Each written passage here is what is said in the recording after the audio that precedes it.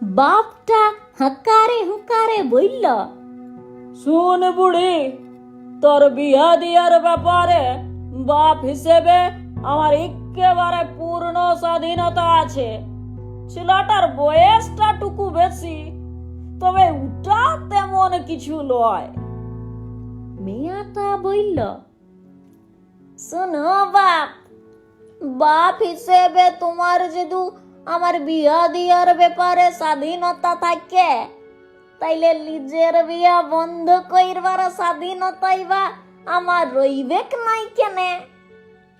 বাপ তোর আগে চটি তং হইয়ে মিয়াকে এই মারে তো সেই মারে। ই বাবা, এটা নিয়ম? স্বাধীনতা বেটা ছেলেদের জিনিস। মিয়া বলল, যতই গাংরাও টাংরাও কেনে, আমাকে ডরাতে লাইরবে।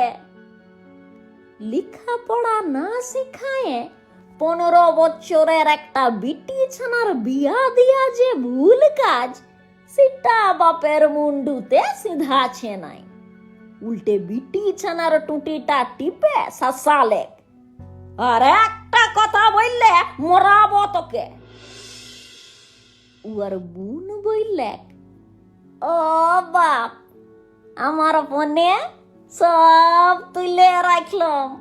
বেশি ভেচড় ভেচড় করলে পুলিশ তোমার ফুটানি বার করে দিবে।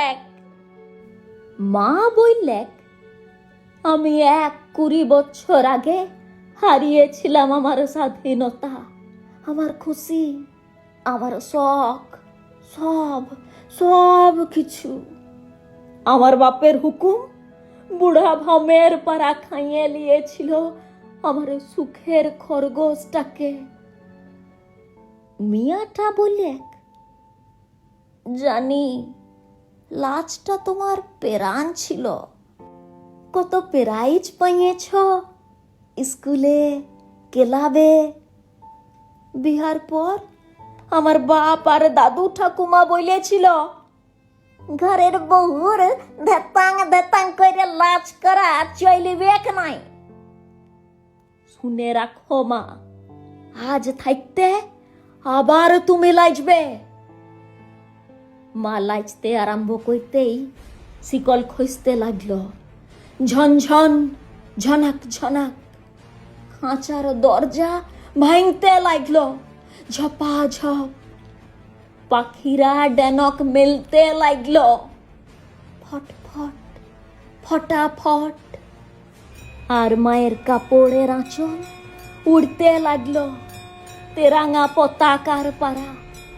পতপত, পতপত, পতপত।